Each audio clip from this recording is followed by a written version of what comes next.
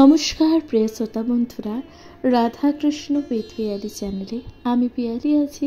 আজকে আপনারা শুনছেন শিব মহাপুরাণ। প্রিয় শ্রোতা বন্ধুরা, শিব মহাপুরাণ যেখানে মহাদেবের অলৌকিক লীলা তথা মহাদেবের পুজো করার সম্পূর্ণ বিধিবদ্ধ বিধান যা সুন্দরভাবে বর্ণনা করা আছে। প্রিয় শ্রোতা বন্ধুরা, মহাদেবের কিভাবে পুজো করতে হবে এবং কিভাবে মহেশ্বরের আরাধনা করতে হবে তা সম্পূর্ণ সুন্দরভাবে বর্ণনা করা আছে এই শিব মহাপুরাণে। তাহলে শুনতে থাকুন শিব মহাপুরাণ। আজকের আলোচ্য বিষয়বস্তু শিব মহাপুরাণ, অর্থাৎ আপনারা শুনবেন পঞ্চম সংহিতা বায়বীয় সংহিতার 15তম অধ্যায়, যেখানে আপনারা শুনবেন শরধ্বজ শুদ্ধাদি কথন। আগামীকাল আপনারা শুনেছিলেন প্রথম পর্ব, আজ আপনারা শুনবেন দ্বিতীয় পর্ব। তাহলে শুনতে থাকুন শিব মহাপুরাণ। বাগীশান্নাস যথান্নাস শিষ্য আত্মনং নিবেশয়েত গর্ভ নিষ্পত্তৈ দেবং সম্পুচ্ছ প্রণিপত্য চ। এবার শিষ্যের নিষ্কৃতির জন্য জাতি, আয়ু ও ভোগের শোধ হেতু গুরু 3 বার আহুতি প্রদান করবে। তারপর দেব ও দেবীর কাছে প্রার্থনা করবে। এইভাবে ভোগ ও বিষয়ের প্রতি আসক্তি সব শোধন করে গুরু শিষ্যের জাতি, আয়ু, ভোগ এবং 3 পাশ ছিন্ন করাবেন। বদ্ধ পাশকে মুক্ত করে শিষ্যের একমাত্র চৈতন্যকেই স্বচ্ছ বলে মনে করবে। এবার পূর্ণাহুতি দিয়ে ব্রহ্মাকে পূজা করবে। ব্রহ্মার উদ্দেশ্যে 3 বার আহুতি দান করবে। অনন্তর শিবের আদেশ লাভ করার জন্য বলবেন, হে পিতামহ, আপনি পরম শৈব পদে গমনকারী এই শিষ্যের পথের বাধা হবে না। এটি হলো শিবের গরনীশ বা গরীয়সী আজ্ঞা। এই আদেশ করে আবার তাকে পুজো করতে হবে। তারপর বিসর্জন। অনন্তর মহাদেবকে পুজো করে 3 বার আহুতি প্রদান করতে হবে। এরপর ভগবান বলছেন যে এটি হলো শিব পুজো করার বিধি। তারপর ভগবান নিবৃত্তি কলার শুদ্ধ শিবাত্মাকে উদ্ধার করে আগের মতোই আত্মাকে সূত্রে নিবেশিত করতে হবে। এরপর বাগীশ্বরীর পুজো করবেন। তার উদ্দেশ্যে 3 বার আহুতি দিয়ে প্রণাম করে বিসর্জন দেবেন। হুত্তাহুতি ত্রয়ং দৈবং প্রার্থয়ে দেশি কর্তং ভগত বিষয়া সঙ্গমলং তৎকার্য শোধনম। পরমাত্মা শিবের এই আজ্ঞা বিষ্ণুর উদ্দেশ্যে নিবেদন করে ওই বিষ্ণুর অর্চনা ও বিসর্জন প্রভৃতি কাজ আগের মতন করবে। তারপর প্রতিষ্ঠা তারপর প্রতিষ্ঠা করবে, প্রতিষ্ঠা কলার বিদ্যায়, বিদ্যার সঙ্গে সন্ধান করে আগের মতো তার ব্যাপ্তি ও ব্যাপিকা বাগেশ্বরীকে পূর্ণচন্দ্রের সমান চিন্তা করবে। এরপর ভগবান বলছেন যে এরপর জ্বলন্ত অগ্নিতে পূর্ণ হোম পর্যন্ত আগের মতোই অন্যান্য কাজ করে নীলরুদ্রকে আহ্বান করে পূর্ববৎ পুজো করতে হবে। অনন্তর শিবের আজ্ঞা লাভ করতে হবে। এরপর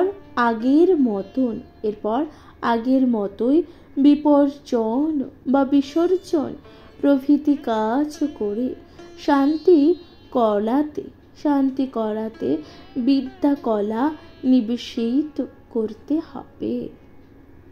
তার ব্যাপ্তি ও ব্যাপিকা বাগেশ্বরীকে বরলাখ এর আকারে চিন্তা করতে হবে।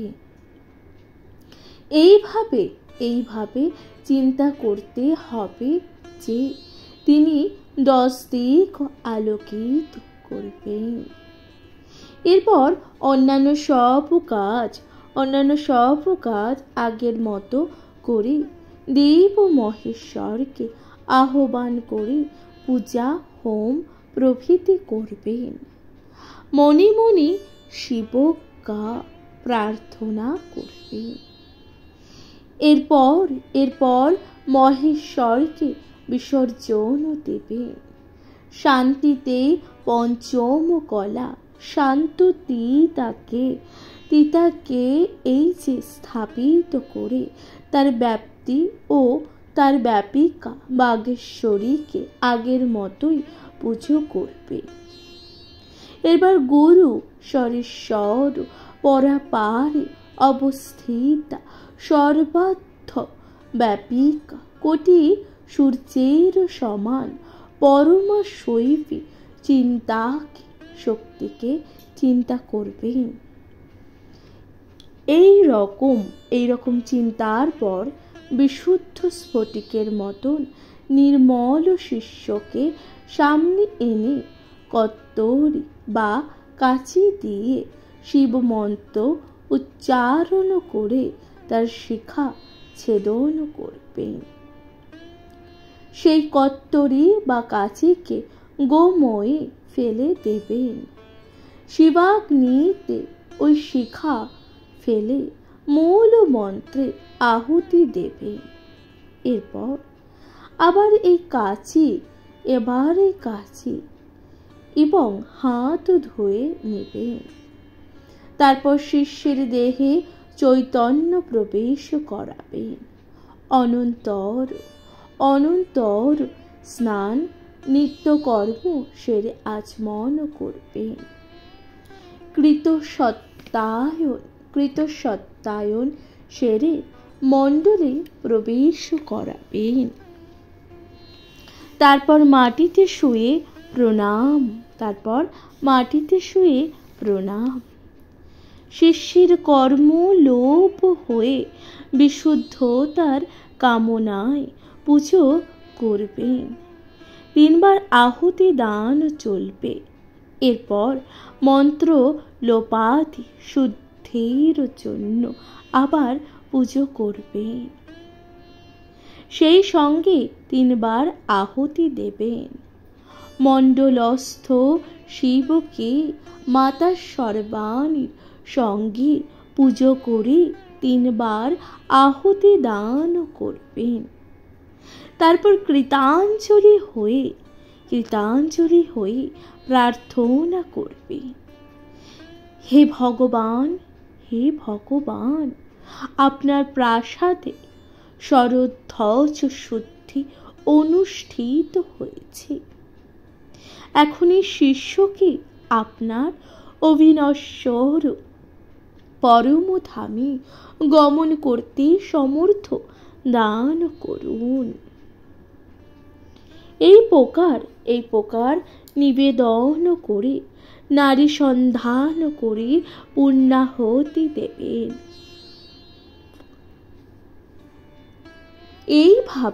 এইভাবে ভূত শুদ্ধি করবেন।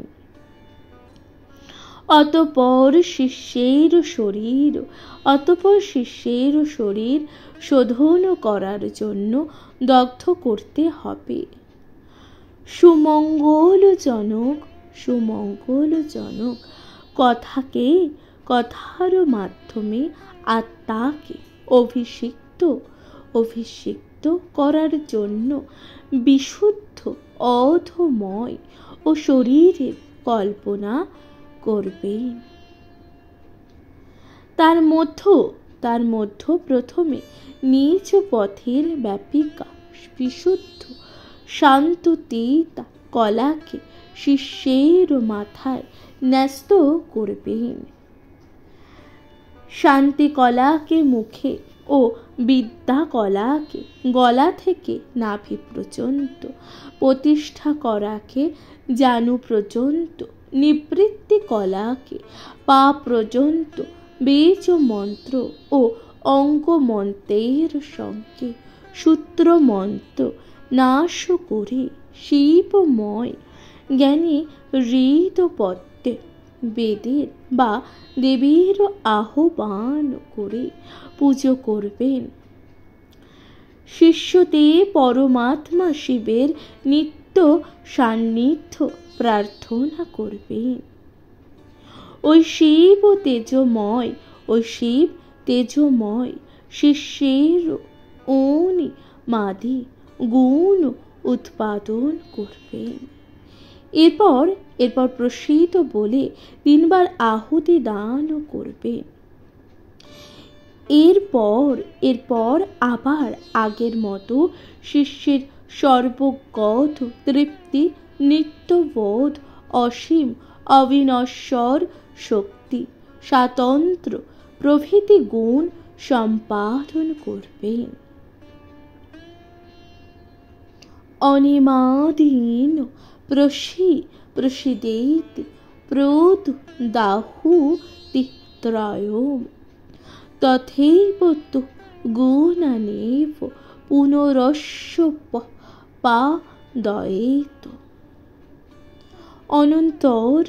অনন্তর দেবতার কাছে আদেশ লাভ করে অঘোরাদির কলস দ্বারা শিবকে ধ্যান করে তাকে অভিষিক্ত করবেন। এবার শিষ্যকে বসিয়ে আগের মতন দেবেশের পুজো করবেন। দেবীর অনুজ্ঞা লাভ করে সেই শিব সকাল থেকে ওই বিদ্যা ওঙ্কার পূর্বিকা ও ওই ওঙ্কারের পুঠিতা এবং শেষে নমযুক্ত করে শিব সন্নিতা শৈব বিদ্যা উপদেশ দান করবে। এইভাবে শক্তিবিদ্যা ও ঋষি ছন্দ দেবতা আর শিব সর্বাণি শিবত্ব পরমাত্মা শম্ভুর সাধারণ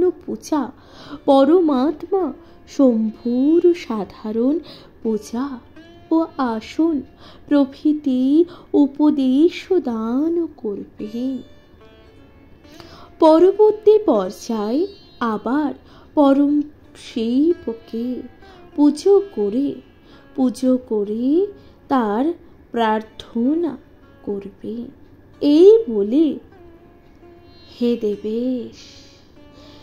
দেবেশ আমার দ্বারা যা অনুষ্ঠিত হলো সে সকলকে সুকৃত করে এই প্রার্থনা পূরণ করুন। এই বলেই প্রার্থনা পূরণ করতে হবে। প্রিয় শ্রোতা বন্ধুরা, তাহলে এখানে সমাপ্ত হলো, অর্থাৎ আপনারা শুনলেন 15তম অধ্যায়, যেখানে বলা হলো সৌরধ্বজাচি কথনের ব্যাখ্যা। শিব মহাপুরাণ আপনাদের কেমন লাগছে অবশ্যই আপনাদের মূল্যবান মতামত দিয়ে জানাতে ভুলে যাবেন না। চ্যানেলে প্রথমবার শুনে থাকলে অবশ্যই পাশে থাকবেন, নিজের কাছের মানুষ প্রিয়জন সকলের সাথে ভাগ করে নিতে ভুলে যাবেন না। শিব মহাপুরাণ শুনতে থাকবেন। শিব মহাপুরাণ এর পরবর্তী অধ্যায় অর্থাৎ 16তম অধ্যায় আপনারা শুনতে থাকুন, যেখানে বলা হচ্ছে মন্ত্র মাহাত্ম্য। শুনতে থাকুন শিব মহাপুরাণ।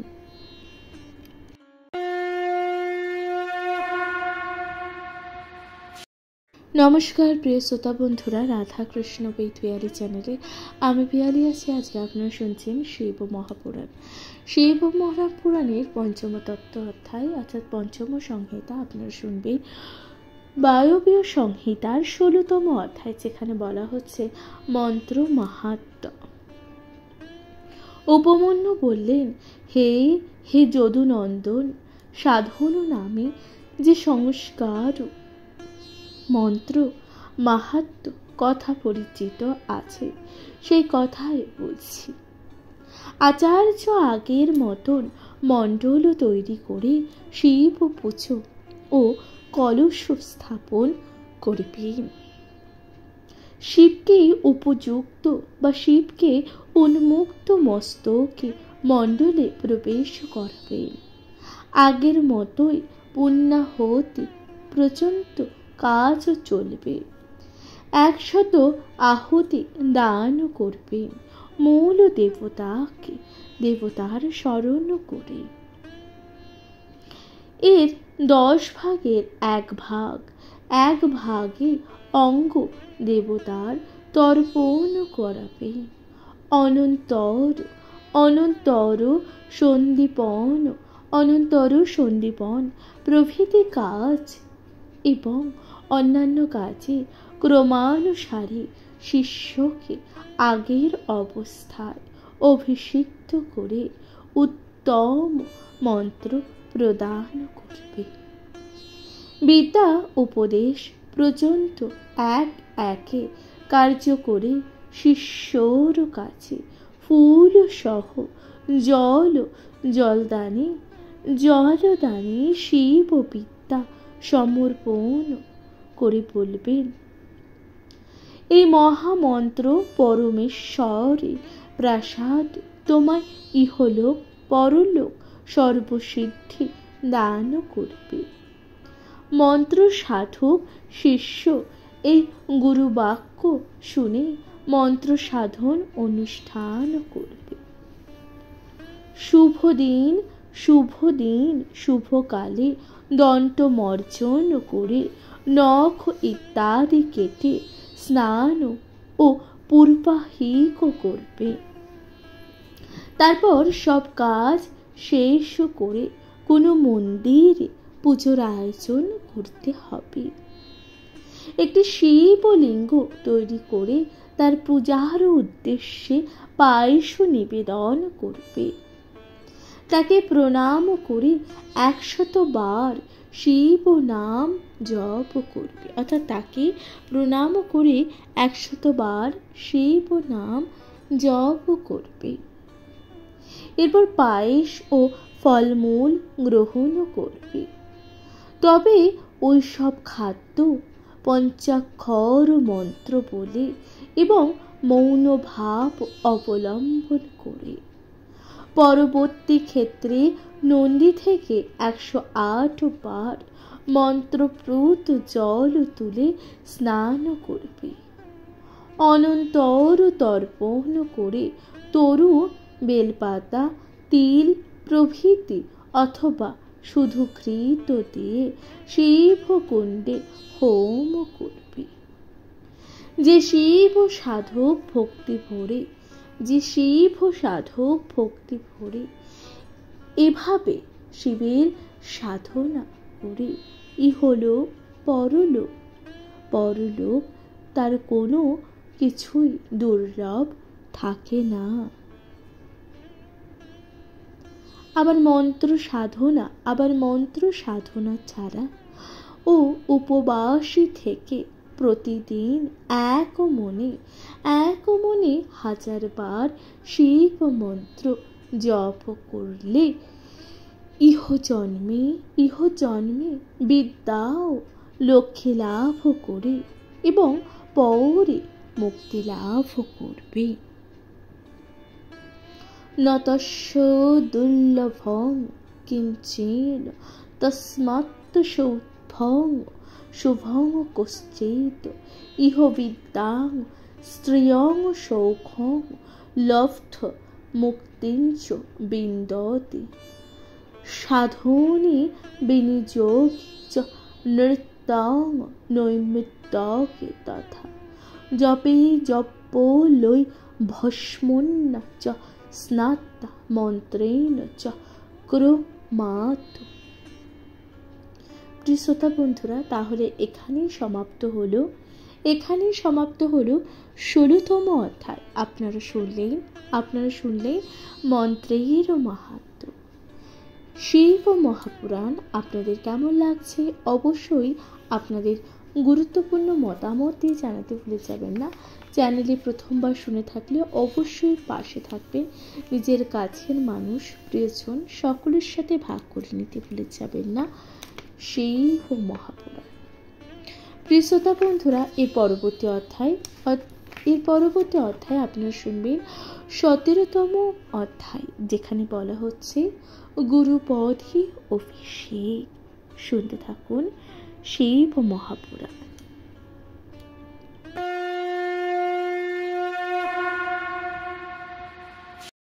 নমস্কার প্রিয় শ্রোতা বন্ধুরা, রাধা কৃষ্ণ বেদ পিয়ালি চ্যানেলে আমি পিয়ালি আছি। আজকে আপনারা শুনছেন শিব মহাপুরাণ।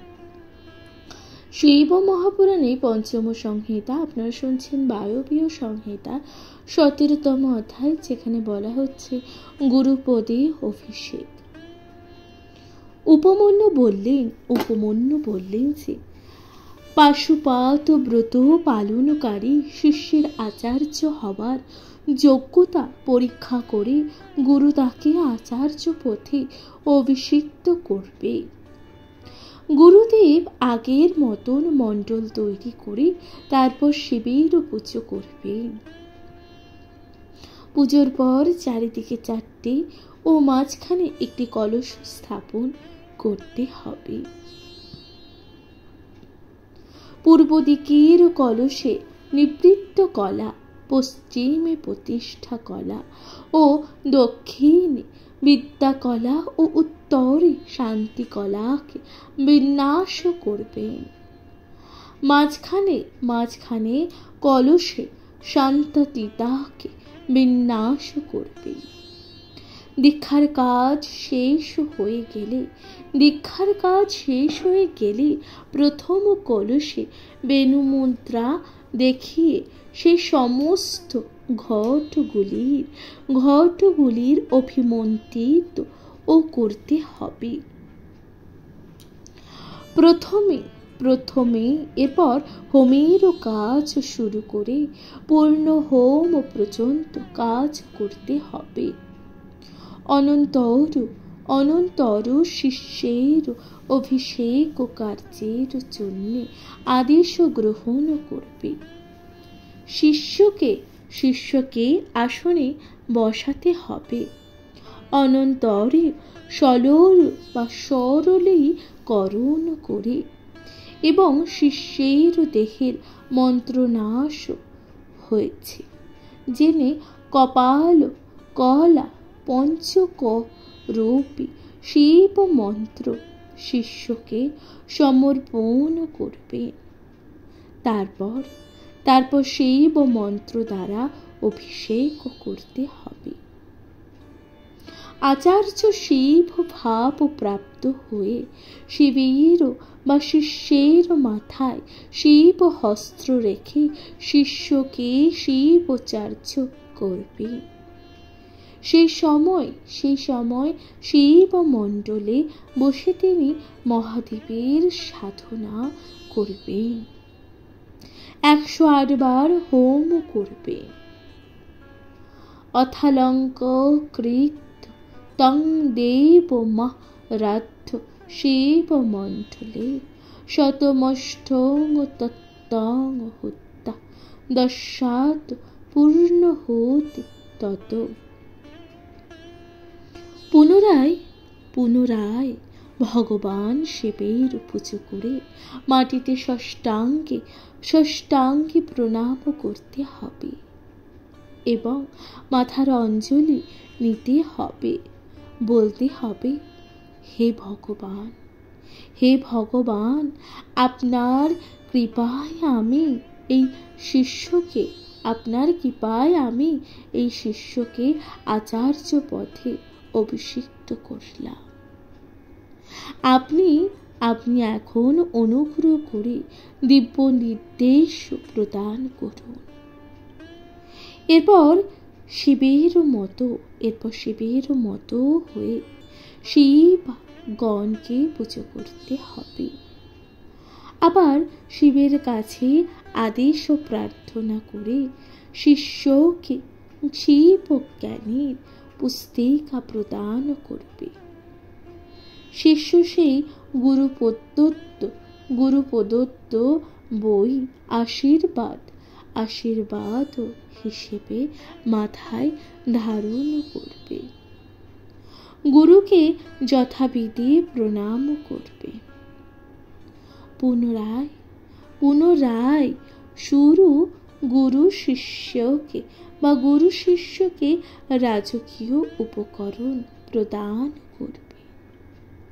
কারণ আচার্য পদবী লাভ করলে রাজ্যের পর্যন্ত এই যে অধিকার লাভ করা যায়। এরপর শাস্ত্রবিধ এবং লোকাচার মেনে এই উপদেশ শিষ্যকে দেবে। তোমার যারা শিষ্য হবে তাদের শিব শাস্ত্রোক্ত লক্ষণে পরীক্ষার দ্বারা তাদের শিব জ্ঞান দান করবে, নচেত নয়। ওই দেবকে নিয়ম মতো প্রতিষ্ঠা করবে। অন্যের জন্য দেবকে পূজা ও হোম করতে পারবে। কখনো সেই কাজে কার্পণ্য বা অলসতা করবে না। সবসময় সুচিতা, দয়া, ক্ষমা প্রভৃতি গুণগুলি মেনে চলবে। সেই প্রয়োগে প্রথমে অর্ধশুদ্ধির মতো কলস স্থাপন করতে হবে। এরপর অখিল সময় সংস্কার ও কার্য সকল করতে হবে। পরে আবার শিব পুজো করে অর্ধশুদ্ধি করবে। অর্ধশুদ্ধি শেষে আবার দেবের পুজো করবে। তদাদায়েব কলশান কল্পয়েত ধ্বজ শুদ্ধিবৎ কৃত্তা সময়ে সংস্কার মোভিষেকং বিনা খিলাম। এরপর হোম মন্ত্র সন্তর্পণ ও সান্দীপন কর্ম করতে হবে। ঈশ্বরের কাছে আগের মতন প্রার্থনা করতে হবে। শিষ্যের হাতে জপ সমর্পণ করতে হবে। এটি হলো প্রয়োগদ্বয়ের কার্য। প্রয়োগদ্বয় এর ক্ষেত্রে প্রথমে সম্পূর্ণ মন্ত্র সংস্কার চিন্তা করে পরে অভিষেক পর্যন্ত অর্ধশুদ্ধি করবে। সেই শরধ্বজ শুদ্ধিতে শান্ত তিতাদি কলাতে যে নিয়ম আছে সেই নিয়ম অনুষ্ঠানে পালন করতে হবে। তত্ত্বতয় শুদ্ধিতে। এই তিনটি তত্ত্ব হল শিব তত্ত্ব, বিদ্যা তত্ত্ব, আত্মতত্ত্ব। শক্তি থেকে শিব, শিব থেকে বিদ্যা, বিদ্যা থেকে আত্মা আবির্ভূত হয়েছে।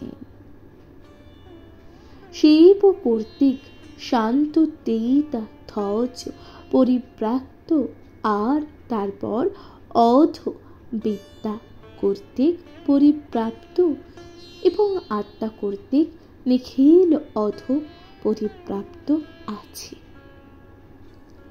শিব শাস্ত্রে পরাঙ্গম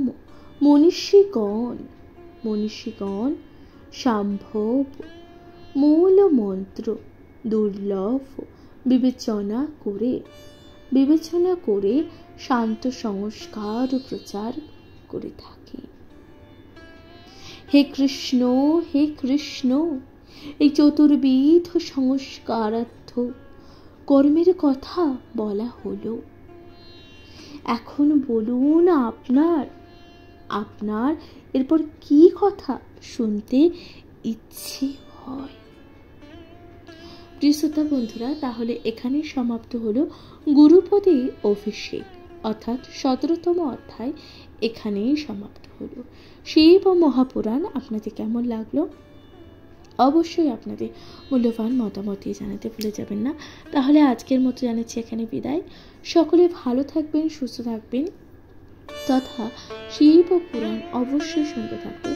নিজের কাছের মানুষ, প্রিয়জন সকলের সাথে ভাগ করে নিতে ভুলে যাবেন না।